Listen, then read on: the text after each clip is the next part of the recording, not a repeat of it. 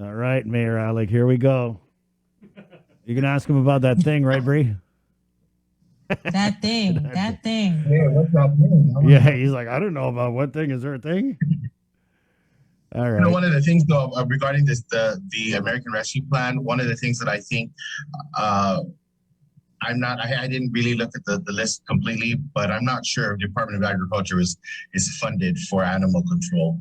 And so that's such a huge issue for us because animal control is really the function of the Department of Agriculture.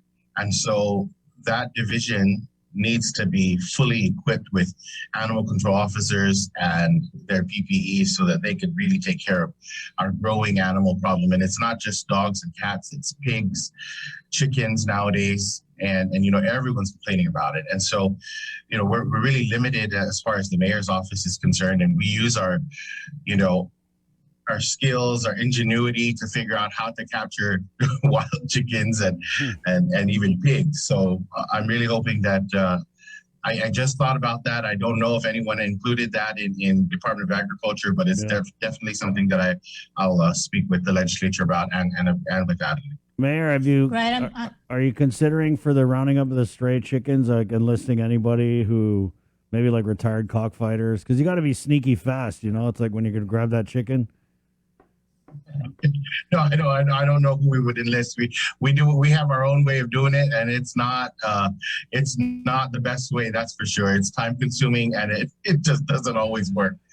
So no, we don't have a plan for catching chickens at the moment. I used to hate that when they used to tell me, go in the coop and get that chicken for Karumpika tonight. Like, are you crazy? Okay. Bree's giving me Bree's got a serious question. No, I was just going to say that in the legislature's spending plan, it's $5 million that they set aside. So a portion of that funds would be used, of course, if approved, to assist with Department of Ag's efforts to curb increases in the stray animal population through an expanded facility at Game. Okay, great. Yeah. But that's pretty much it, yeah. Okay, well that's important because that's one of our bigger problems, and that's why our roundup is it's slowed down and it's paused every once in a while because we don't have the capacity, or Game doesn't have the capacity to accept the animals that we catch. And at the same time, I mean, that's catching dogs the way we do now, or trapping them is, I don't know, it's what do you call that? I'm looking for a word, but it's just, we live in 2000. There's a better way to catch dogs and cats. Mayor, I gotta say, it just seems like you guys do just about everything. It's like, what is it that the Mayor's Council of Guam, doesn't do, or that the mayors and their staff don't do? I did want to follow up because we've kind of asked some of our law enforcement agencies. We've also asked DOA, Mr. Byrne, on the payment of COVID pay. Has the Mayor's Council been receiving their COVID pay? Oh, I'm sorry. No, we did. No, we have not, and we're working on it. We have the staff have not received, I believe, since January. And is that a paperwork issue? Because I know that's something that DOA has said that it's very meticulous. The paperwork is in. I don't know what the funding issues are. Initially, it was stopped in January because we were informed by DOA that the Mayor's Council no longer was eligible for the pay, and then, as the months went on, I believe it was in April when we were informed to go ahead and submit the timesheets for January to April, if of course the employee worked. And so we all kept our timesheets for our staff and whoever was eligible for the pay, and that was resubmitted to DOA, but not yet received the pay since January. Do you know, Mayor, offhand, how much money in COVID pay we're talking about that's due to the staffers?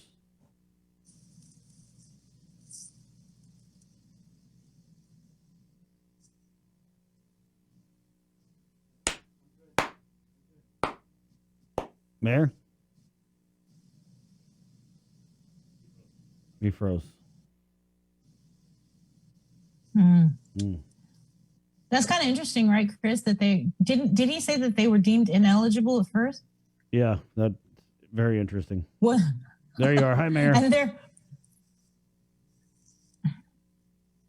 Woo, I lost you. The Altamona took you. I know. I thought it was my question. So, Mayor, do you know offhand how much money in COVID pay we're talking about that's due to the Mayor's Council employees? Gosh, I don't have the figure offhand.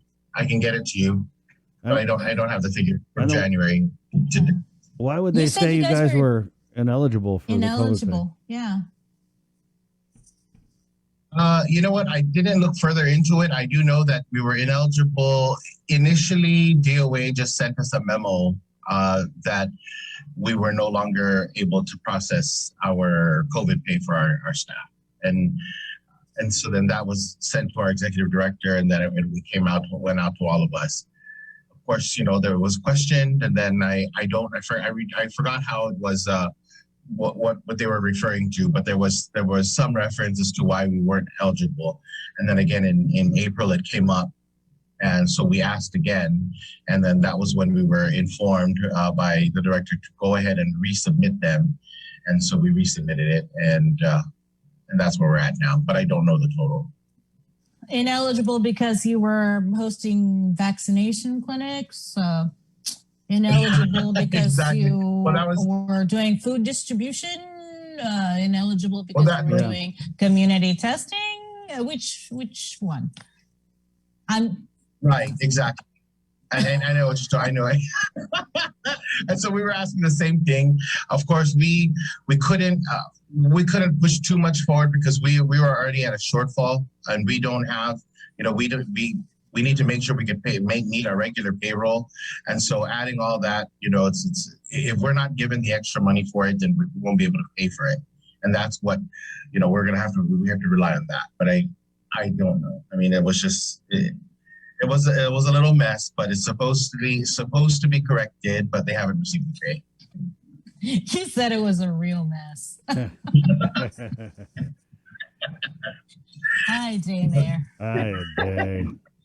All But right. you know, one of the things I prefer to work on happier things. So we're doing these the small business. We're trying to create a log of small businesses in the community. I know we've talked about that with our program, Ibisino and Mommy program for the 19 Villages project. And so every village mayor has a log that is supposed to include all the small mom and pop businesses within the village, the cottage type businesses, the best empanada, lumpia, seamstress, electrician, carpenter, those types of things. And so we really want to create a good solid list of those types of home businesses that we have in our villages, so that we can compile an island-wide listing and hopefully get that on a website of some sort, so that we're able to utilize these resources. And we're seeing more and more home businesses come up, and we're hoping that we can really compile a good list. And so we've been working on it for over a month now, but we know they exist. We know that they're out there. We know they're selling their product of some sort, and we're just wanting and we're asking if they could please register with your mayor's office so that we can include you in this list that we're putting together. And of course, that's through BUMA, the nonprofit organization BUMA. But then there's other legislation that we're working on that will strengthen that as well, with cottage-based industry or cottage-based businesses with Senator Blas. So hopefully, you know, working on both sides, you know, that could really be a strong program for our home-based businesses. And we have a lot, you know, there's just so many options out there for small home businesses. And we really want to promote them. We really want them to earn some money for the craft that they provide us. So that's big. If we really want to push that out. Mayor, and, we did have a comment, Mayor. Where are you with the homebound vaccinations?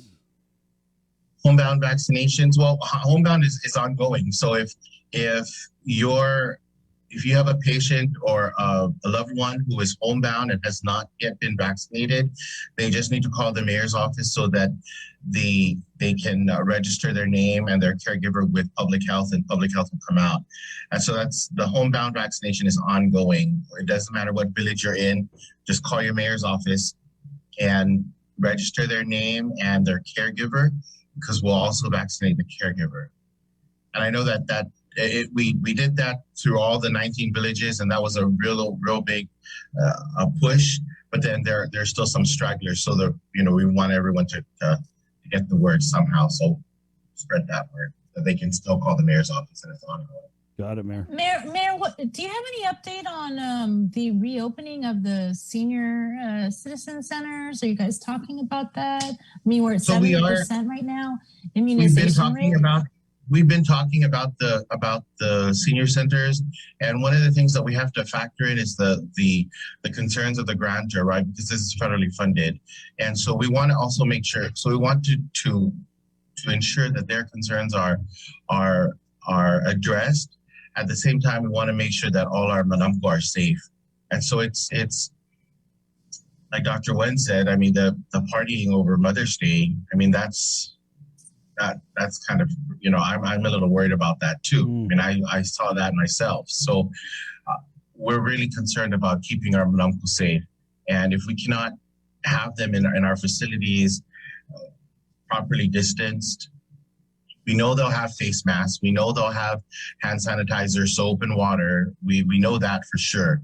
But, keeping the distance, proper distance, that's going to be an issue, especially in our larger centers where they have hundreds of seniors in their centers. So, of course, in the smaller areas, perhaps in Agate, Santa Rita, even down in Alahan, perhaps they could accommodate. But again, we all agreed that if we cannot accept 100% occupancy for all manamko, then we're not going to open until such time. And we talked about different options about alternating schedules for the manamko. So, a certain senior comes on certain days, and there's where we're gonna deal with equity or inequity, right? And how do we do that? And like I said, it's like, gosh, our manamko's always right. Even if you're right, you're wrong. So you can't tell them, tan so and so or tun so and so. It's like, no, they're right. So if they want to come Monday through Friday, guess what? They're coming Monday through Friday. So we have to be cognizant of that as well. And so I do know there's some manamko that are really wanting to get back in, and there are, but still, I think there's a majority that are understanding that safety is paramount. Thank you, Mayor. And their safety. Hey, Mayor. We got to run, but thank you so much for your Monday morning update. We always look forward to our time together.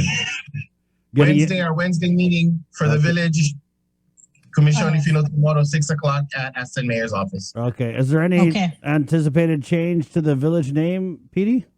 Not for PT, but maybe Agani Heights. Okay. All right. There you go. Look out, age. Okay, Mayor. Have a good week. That's that. It's 7:58. We'll take a quick break, and we're coming back on KUAM TV right here on the link. Good morning. We got your